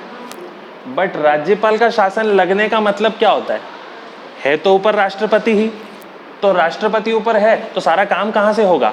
धारा से, 256 से ही होगा। तो जैसे ही राष्ट्रपति शासन लगा यानी कि गवर्नर का शासन लगा, वैसे ही गवर्नर की सरकार बनी। बस अब क्या था? गवर्नर अपना, राष्ट्रपति अपना, सब अपने, खत्म। इन्होंने जैसे ही एक्सेप्ट किया सीधे 370 में संशोधन हो गया। इसको छेड़ा क्या? बिना इसको छेड़े पूरा काम कंप्लीट हो गया। और वैसे भी 370 में संशोधन करना है तो सरकार की माननी पड़ेगी, तो सरकार की मानी ना, सरकार खुद आगे चल के मान गई, गवर्नर मान गया। अब दूसरे शब्दों में समझाया, फिर से समझना। दूसरे शब्दों में सरकार ने संविधान के एक प्रावधान 367 में संशोधन करने हेतु, मतलब संशोधन करने के लिए 371 के द्वारा मिली हुई शक्तियों का प्रयोग करते हुए किसको संशोधित किया? इसमें संशोधन करने के लिए इसकी ताकत ली और इसको संशोधित कर दिया। ओके, आगे परिणाम स्वरूप सांविधिक संकल्प अनुच्छेद 370 के निरसन हेतु संकल्प प्रस्तुत करने का कारक बन गया। ये जो कुछ भी हुआ कि इसमें संशोधन करने के लिए इसकी ताकत ली और इसकी ताकत से इसको संशोधित किया, तो ये ऑटोमेटिकली आ गया, क्योंकि इसमें ईज हो जाएगी संशोधन करने के लिए। ऐसा करने के बाद ऑटोमेटिकली एक रास्ता निकल गया 370 को हटाने का। फिर आगे लिखा है, क्योंकि जम्मू कश्मीर राष्ट्रपति शासन के अधीन था उस वक्त, इसीलिए राज्यपाल की सहमति को ही जम्मू कश्मीर की सहमति मान लिया गया, जम्मू कश्मीर सरकार की सहमति मान लिया गया और ये काम पूरा हो गया। तो नो डाउट ये आर्टिकल्स आएंगे, इन आर्टिकल का मतलब पता होना चाहिए, कहानी तो पता है। ओके, ये ताकत देती है राष्ट्रपति को। ये बस परिभाषाएं हैं जिसको बदलना बहुत ज़रूरी था, क्योंकि इस परिभाषा के नाम पर ही तो रणबीर, पीनल कोड, ये कोड, वो कोड, सबके मीनिंग लिखे हुए थे। और उस सब के लिए सबसे पहले किसको बदलना था? इसको, कि भैया संवैधानिक सभा नहीं है तुम्हारी, अब तुमको क्या बोला जाएगा?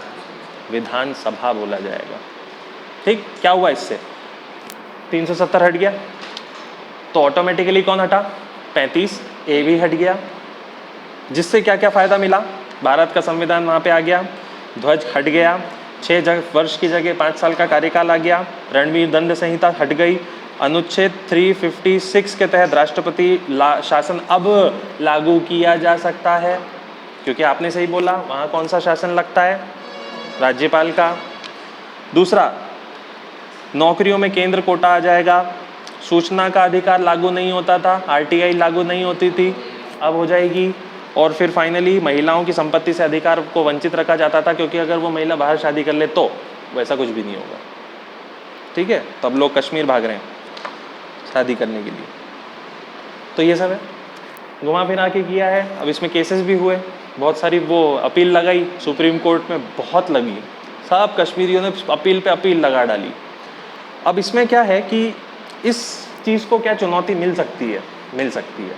इसमें सबसे तगड़ा पॉइंट जो है कि ये गलत हुआ या सही हुआ, उसमें एक चीज़ लिखी है, राष्ट्रपति आदेश की वैधानिकता, कि यार ये जो भी राष्ट्रपति के आदेश से हुआ है ये सही है या ये गलत है।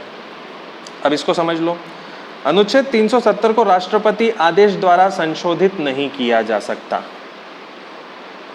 हाँ, तो कहाँ किया? हमने तो मतलब ही बदल दिया ना, अब तो हम कर सकते हैं संशोधन। यह आदेश अनुच्छेद 367 को संशोधित करता है। मतलब कुछ का क्या कहना है कि ये आदेश जो है वो किसको संशोधित कर रहा है? इसको। तो ये तो डेफिनेशन है, यही तो आगे चल के अर्थ बनाएंगी हर चीज का। तथापि इन संशोधनों के विषय अनुच्छेद 370 में भी संशोधन करते हैं, जैसा कि विभिन्न अवसरों पर उच्चतम न्यायालय द्वारा निर्णय दिया गया है कि जिसे आप प्रत्यक्ष रूप से नहीं कर सकते उसे परोक्ष रूप से भी नहीं किया जा सकता। मतलब जिसे आप डायरेक्टली नहीं बदल सकते उसको इनडायरेक्टली भी नहीं बदलोगे। ऐसे निर्णय सुप्रीम कोर्ट ने दिए। तो यहाँ क्या दिख रहा है? हम डायरेक्टली नहीं बदल पाए तो हमने इनडायरेक्टली बदल दिया, और सुप्रीम कोर्ट ने बोला है कि ये गलत है, ऐसा नहीं किया जा सकता। बट सब चुप है। जस्टिस रंजन गोगोई, अरविंद बोबड़े, पोस्टिंग किसने करी? मोदी जी। ठीक है, तो कोई प्रॉब्लम ही नहीं है ना, कोई कुछ सुनवाई वगैरह कुछ नहीं होती। तो आपको बस ये लिखना है, ये जो हुआ है ना इसकी वैधानिकता संदेहास्पद है, बस। सही भी है, गलत भी है।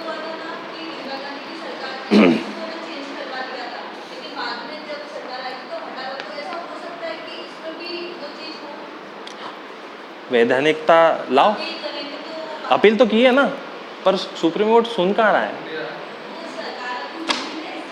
बस सरकार बदल दो, कांग्रेस लाओ, आप कांग्रेस लाओ, फिर देखते हैं क्या हो सकता है। अगर चाहता, पर सबसे बड़ा क्वेश्चन ये है ना कि कांग्रेस को ले आओगे तो अगर वो चाहेगा तो सबसे पहले उससे लोग पूछेंगे क्यों चाहेगा, उसके पास जवाब तैयार होना चाहिए।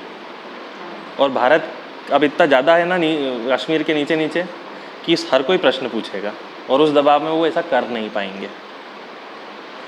और सुप्रीम कोर्ट अगर इसको असंवैधानिक करार दे दे तो उसका भी रास्ता नहीं है सुप्रीम कोर्ट के पास। प्रक्रियाओं में ही किया ना, प्रक्रिया तो कुछ गलत नहीं हुई, सिर्फ राष्ट्रपति का आदेश ने सब कुछ खेल कर डाला। और किस्मत अच्छी कि यहाँ राज्यपाल बैठे हुए थे। और सरकार जो थी, इसीलिए तो सबसे पहले सबको जेल ओ नज़रबंद, कि कोई फ़ोन भी नहीं दिया था किसी को, कि कोई कुछ भी नहीं करा पर रात तो रात ख़त्म करवाया सबको।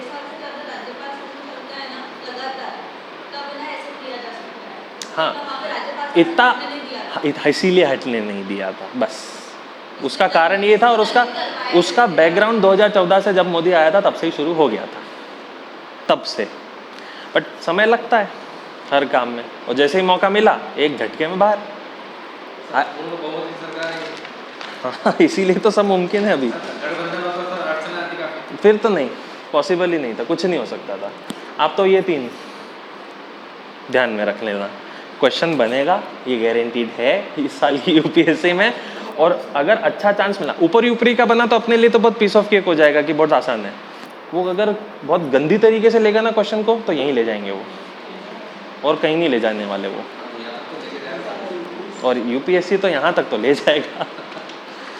चलो आखिरी काम कर लेते हैं, बजट देख लेते हैं। फिर ये गवर्नमेंट स्कीम्स और नेशनल ऑर्गेनाइजेशन कल पढ़ेंगे अपन, टाइम ज़्यादा हो गया ना इसलिए।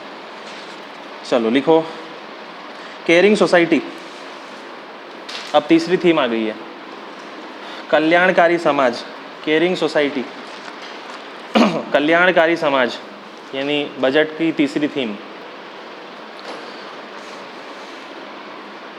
लिखो 35,600 crore, 35,600 crore for nutrition related programs, पोषण से जुड़े योजनाओं के लिए। अगला लिखो 28,600 crore, 28,600 crore for women specific program, महिला विशेष प्रोग्राम के लिए, महिला विशेष योजनाओं के लिए 28,600 crore.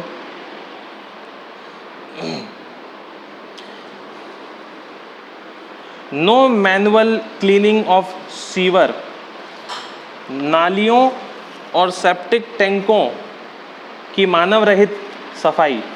No manual cleaning of sewer tanks, septic टैंकों की मानव रहित सफाई यूजिंग टेक्नोलॉजी, तकनीकों से। 85,000 crore, 85,000 crore for welfare of SC and OBC, SC और ओबीसी कल्याण हेतु, एसटी नहीं लिखना है इसमें। 53,700 crore, 53,700 crore for ST welfare, ST कल्याण हेतु। 9,500 crore for senior citizen and divyang, senior citizen और दिव्यांगों हेतु। दिव्यांग कितने भारत में? 2.2 है ना, या 1? हाँ 2, 2.2। हाँ ध्यान रखिएगा, हैंडीकैप वगैरह नहीं लिखना है आपको। जब भी आप किसी ऐसे व्यक्ति की बात करते हैं जिसका हाथ नहीं है, वो विक्षिप्त है, या वो किसी प्रकार के शारीरिक उससे है या मानसिक से है प्रॉब्लम में, तो अब उसको दिव्यांग ही बोला जाएगा। उसके अलावा आपको कोई दूसरा शब्द इस्तेमाल नहीं करना है अगर मेंस में गए तो। ओके, समय के साथ बदल रहा है सब। पहले वो बोलते थे कुछ हैंडीकैप्ड, अस्थि बाधित, फिर ये धीरे धीरे करके नाम एवोल्यूशन करके दिव्यांग कर दिया। अगली हेडिंग लिखिए, कल्चर एंड टूरिज्म, संस्कृति और पर्यटन। 2,500 crore, 2,500 crore for tourism promotion, पर्यटन बढ़ावा हेतु, फॉर टूरिज्म प्रमोशन, पर्यटन बढ़ावा हेतु। फिर लिखो, ministry of culture will get 3,150 crore, सांस्कृतिक मंत्रालय को 3,150 करोड़ प्राप्त होंगे। फिर लिखो, museum will be made on 5 archaeological sites, museum बनेगा 5 पुरातात्विक स्थलों पर। पहले भी लिखा था हमने 5 पुरातात्विक स्थलों पर। 2-3 के नाम बता दो याद रहे तो। लोथल और लोथल नहीं, सॉरी, लोथल में तो कुछ और बन रहा है, मैरीटाइम म्यूजियम बन रहा है पुर्तगाल और भारत की सहायता से। यहाँ पर सिर्फ आर्कियोलॉजिकल साइट्स पे म्यूजियम बनेंगी। तो अंदाजा बता दो 5 पुरातात्विक स्थल। राखी गढ़ी, एक और बता दो। लोथल के आसपास एक और जगह है, नहीं वो दूर है, गुजरात में ही है। नदी की प्रेमिका,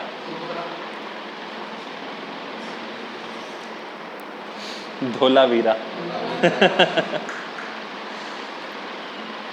एक और बताओ, एक और बहुत पुराना जगह है,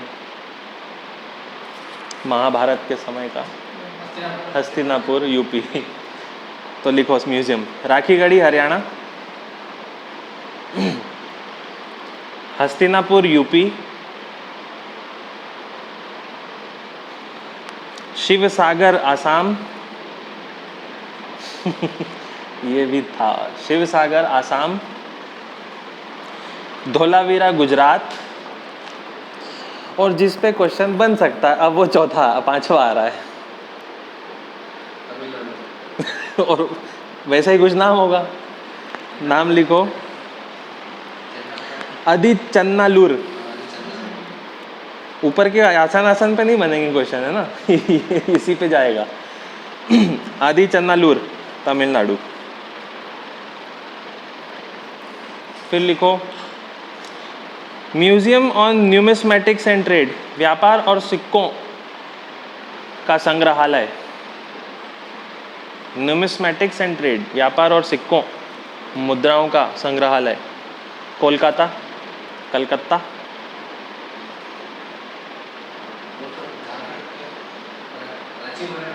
क्या, कौन सा म्यूजियम? हाँ, आदिवासी संग्रहालय Ranchi, tribal museum in Ranchi, आदिवासी संग्रहालय रांची। अच्छा मुझे ये बताओ, एक संग्रहालय रह गया जहाँ आपने सबसे पहले बोला था लोथल, तो वो तो नेशनल मैरीटाइम हेरिटेज म्यूजियम होगा और पुर्तगाल और भारत की सहायता से होगा, जहाज वहाज वगैरह बना देंगे। किस मंत्रालय के तहत ये बनेगा म्यूजियम?